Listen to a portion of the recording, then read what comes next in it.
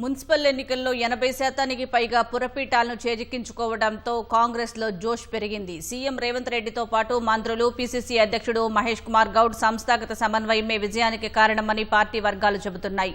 2 ఏళ్లలో రాష్ట్ర ప్రభుత్వం అమలు చేసిన సంక్షేమ, అభివృద్ధి కార్యక్రమాలు, వ్యూహాత్మక రాజకీయ ఎత్తుగడలు విజయానికి బాటలు వేశాయని పార్టీ నేతలు అంచనా వేస్తున్నారు. రాష్ట్రంలో 105 మున్సిపాలిటీల్లో చైర్మన్, వైస్ చైర్మన్ ఎన్నికల్లో 86 మున్సిపాలిటీలు కాంగ్రెస్ ఖాతాలో చేరాయి. మరో 11 మున్సిపాలిటీల్లో ఎన్నికలు జరగాల్సి ఉండగా వాటిలోనూ ఎక్కువగా తమకే దక్కే అవకాశం ఉందని పార్టీ అంచనా వేస్తోంది.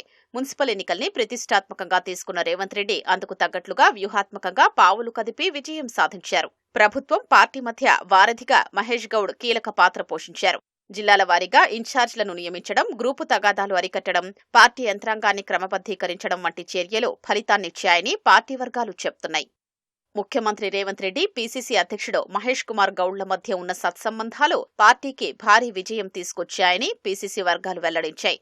2 ఏళ్ల పాలనలో ప్రభుత్వం అమలు చేసిన సంక్షేమ పథకాలు క్షేత్రస్థాయిలో ప్రభావం చూపాయని మంత్రులు వెల్లడించారు. మహిళలకు ఉచిత బస్సు ప్రయాణం, 500కే గ్యాస్ సిలిండర్, 200 యూనిట్ల ఉచిత విద్యుత్ వంటి పథకాలు ఓటర్లను హస్తం పార్టీ వైపు మళ్లించాయని తెలిపారు. సంక్షేమ పథకాలపై ఉన్న సానుకూలతను పార్టీ యంత్రాంగం ఓట్లుగా మలుచుకోగలిగింది. నిధుల కేటాయింపు, అభివృద్ధి అధికార పార్టీ ద్వారానే సాధ్యమని ప్రజల్లో నమ్మకం పెరిగింది. ఎన్నికల వ్యూహరచనలో సీఎం, పీసీసీ అధ్యక్షుడు, ఇన్ఛార్జి మంత్రులు సమన్వయంతో నిర్ణయాలు తీసుకోవడం వల్లే ఇంత పెద్ద విజయం సాధ్యమైందని పార్టీ వర్గాలు చెప్తున్నాయి.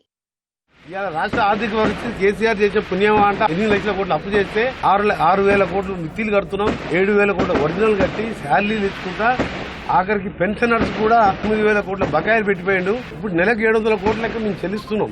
ఒట్టుగూడ లాంటి స్కూళ్ళు ఇంకో 3-4 స్కూళ్ళు అడాప్ట్ చేయాలని ఆలోచిస్తున్నా.